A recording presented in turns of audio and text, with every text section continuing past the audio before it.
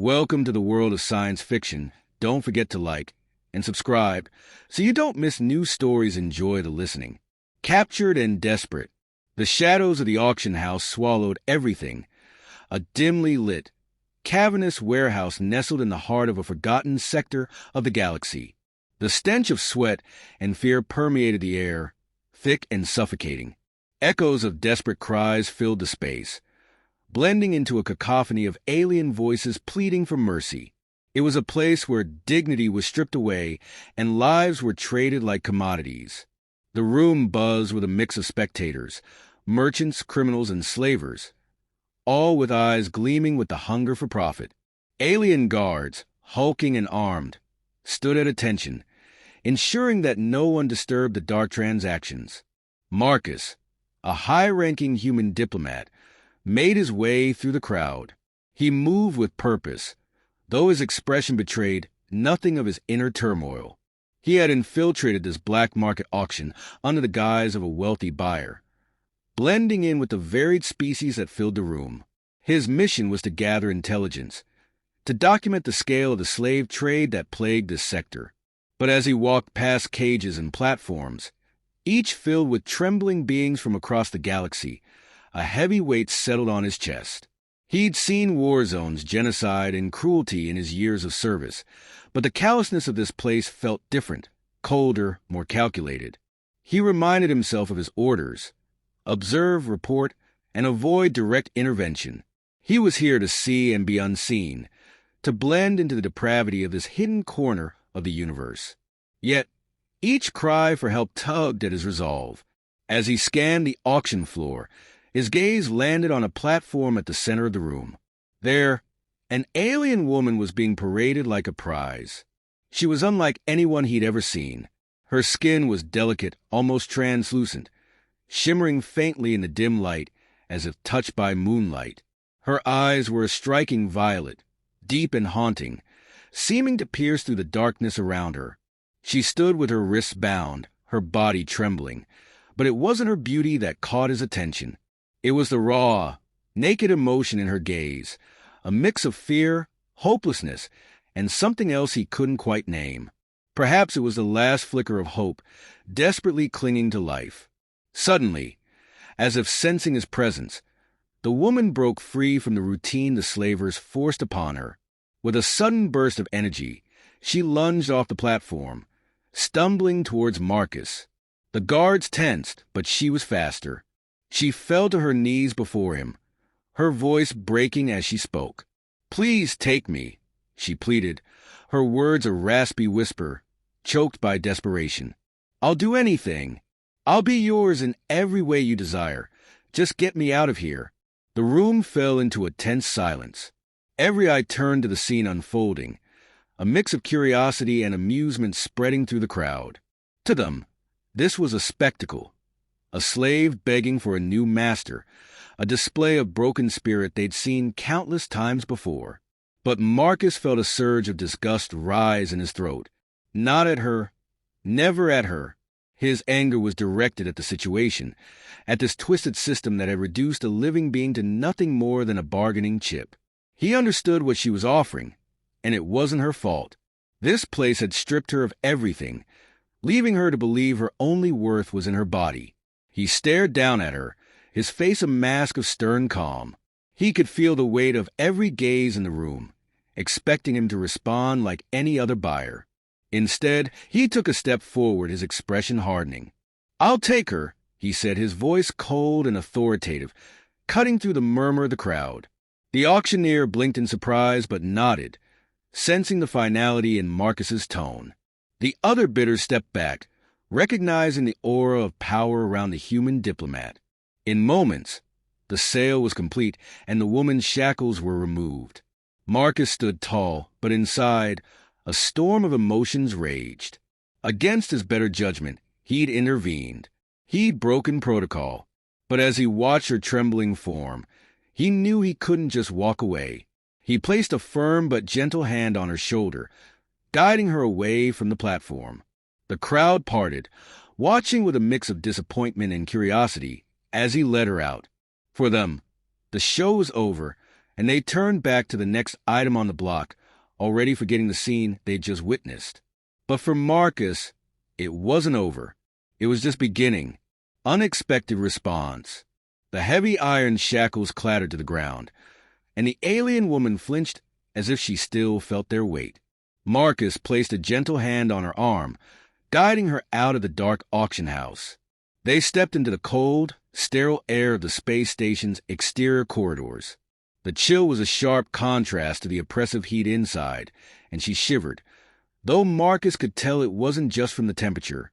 Her entire body was tense, coiled like a spring ready to snap. She walked beside him, eyes downcast, shoulders hunched. Every few steps, her gaze darted toward him, filled with a blend of fear and resignation. She expected a harsh command, perhaps a slap or a cruel demand. Her trembling intensified as they stopped in a quiet alcove away from prying eyes. Marcus took a deep breath and removed his coat, draping it over her fragile frame. It was too large, swallowing her thin form, but the gesture made her freeze. She looked up at him, bewildered. He didn't say anything at first. He just held her gaze, his expression unreadable but soft around the edges. Sympathy, maybe? She couldn't tell. No one had ever looked at her like that before, not since the chains first clasped her wrists. "I'm yours now," she whispered. The words laced with desperation and something that sounded like defeat. Her eyes flickered, searching his face for some hint of what he wanted from her. She stepped closer, reaching up to touch his chest. "You bought me. I can give you pleasure, anything you want. Just say the word." Marcus felt a wave of sadness wash over him. He gently took her hand in his and pushed it back down, shaking his head. "No," he said quietly, his voice softer than she expected. "I didn't buy you because I want something from you. I bought you to get you out of that place." Her expression shifted from fear to confusion, her brows furrowing as if she couldn't comprehend what he was saying. "Then why?" she asked, her voice barely more than a whisper. "What do you want in return?" Marcus knelt down in front of her, making himself smaller, meeting her eyes at her level. He wanted her to see the truth in his face, to understand that he wasn't like the others. "I want you to be free," he said simply. "I want you to feel safe, to have a chance at a life where you don't have to offer yourself just to survive." The woman's mouth opened slightly, as if to speak, but no words came out. Her violet eyes filled with doubt, a deep, gnawing fear that this was all just a cruel trick. She had been conditioned to expect betrayal, to know that kindness always had a cost. She took a step back, wrapping his coat tighter around herself, trying to shield her emotions. "If you don't believe me," Marcus continued, his voice tinged with sorrow, "you're free to leave right now. I won't stop you, but I promise I'll help you get somewhere safe first." The woman's gaze hardened, flicking to the exits as if calculating her chances. For a long, tense moment, she considered running, but her legs didn't move. Her instincts, honed by years of abuse, screamed that this was a trap. Yet, there was something in his eyes, something she had never seen in any of her previous masters, a quiet, unassuming kindness. "I don't understand you," she muttered, half to herself. She hesitated, then took a step closer to him, though she still kept a wary distance. "You're human. Your kind are supposed to be ruthless conquerors, takers of what they want." Marcus sighed, standing up slowly. "That's what you've been told, isn't it?" He offered her a small, sad smile. "We're not all like that. Not everyone sees life as a commodity." She didn't respond, just looked away, her thoughts racing. The coat was warm around her shoulders, and it smelled of something unfamiliar. Clean, earthy, comforting. She clutched it tightly, as if it might slip away if she let go. Without another word, she followed him as he turned and started walking toward his ship. She didn't trust him, not yet. But for now, it seemed safer to stay by his side than face the unknown alone. Her heart pounded in her chest, a constant reminder that nothing made sense. Maybe this was just a new kind of cruelty, a game she didn't know the rules to yet. Marcus glanced back at her once, offering a reassuring nod. He didn't press her for conversation, giving her the space she needed to process everything. It was a small kindness, but to her it felt immense. For the first time in a long time, she wasn't certain what the next moment would bring. And that uncertainty, laced with a tiny flicker of hope, was both terrifying and strangely exhilarating. Freedom or a trap? The hum of the ship's engines filled the cabin as they broke away from the shadowy depths of the alien outpost, heading toward the safety of human-controlled space. Marcus's vessel was sleek, designed for speed and stealth, an ideal craft for a high-ranking diplomat who often found himself in dangerous, unpredictable territories. The interior was modest but comfortable, a sharp contrast to the cold, sterile environment of the auction house they had just left behind. The woman sat stiffly in the co-pilot's seat, her eyes darting around as if searching for hidden traps. The space felt too open, too free, and she couldn't shake the feeling that she was walking into another kind of prison. Her gaze flicked to Marcus, who was busy adjusting the ship's course. He hadn't locked her up. He hadn't restrained her in any way. It was unnerving, leaving her more on edge than she'd been when bound by chains. "I could share your bed tonight," she said hesitantly, her voice tinged with a mixture of reluctance and obligation. She couldn't meet his eyes, staring instead at the floor. It was an offer she knew well, one she had made countless times out of sheer necessity. In her experience, it was better to offer herself willingly than to be forced. Marcus turned to her, a pained look flashing across his face. "No," he said firmly, but his tone was gentle. "You don't owe me anything." She recoiled slightly, clearly expecting anger or a reprimand. When neither came, she glanced up at him, her expression guarded and uncertain. He didn't press her for a response, instead reaching into a compartment and pulling out a packet of food. He handed it to her without a word. She stared at the packet, her hands hovering as if afraid to touch it. I didn't earn this," she whispered. "You don't have to earn it," Marcus replied softly. "You need to eat. It's as simple as that." Reluctantly, she took the food, unwrapping it slowly. The smell made her stomach growl, but she hesitated, glancing back at him with suspicion. "Is this part of the deal?" she asked, her voice barely audible. "Do you expect something in return later?" Marcus's expression softened, a mix of sadness and understanding in his eyes. "There is no deal," he said. "You're not a prisoner here. You can leave if you want, but until then, I'm going to make sure you're taken care of." She didn't respond, but she started eating. The food tasted better than anything she'd had in years, yet it felt like ash in her mouth. It didn't make sense. Why was he being kind to her? What was he hiding? Over the next few days, the tension between them began to ease, little by little. Small acts of kindness from Marcus started to chip away at the walls she'd built around herself. He never raised his voice, never made a demand. He shared his food without hesitation, provided clean clothes for her to wear, and set up a small, comfortable area for her to sleep. He never encroached on her space, leaving her the freedom to retreat if she wanted. One evening, as they sat together in the ship's modest dining area, he started telling her stories. His voice was calm, almost soothing, as he spoke of Earth's history. He described humanity's struggles against slavery and tyranny, how his ancestors had fought wars to end the practice of treating people like property. He talked about leaders who had risked everything for the freedom of others, about movements that had risen up to demand justice. She listened, skeptical but intrigued. "Why would your kind fight against owning others?" she asked, her voice tinged with disbelief. "Isn't it easier to take what you want?" Marcus gave her a sad smile. "It might be easier, but it's wrong. We've made many mistakes as a species, but we've learned, sometimes the hard way, that true strength isn't in taking what we can, but in standing up for those who can't." There was a long pause as she processed his words. The skepticism was still there, but a small crack had formed in her armor. For the first time, she considered the possibility that maybe, just maybe, he was telling the truth.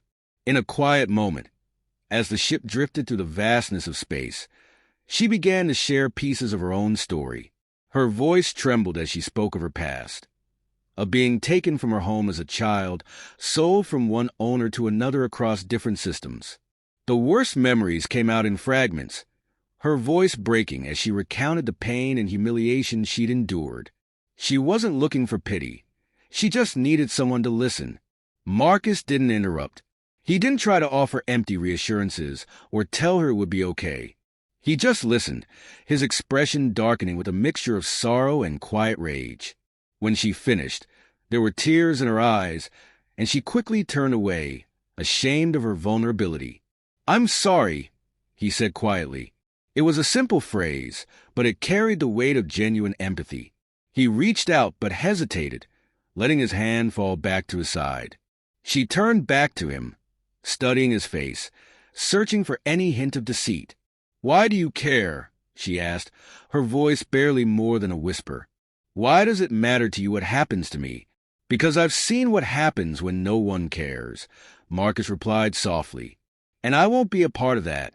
For the first time in years, she felt a small, fragile sense of safety. She nodded, wiping her eyes with the sleeve of the coat he'd given her.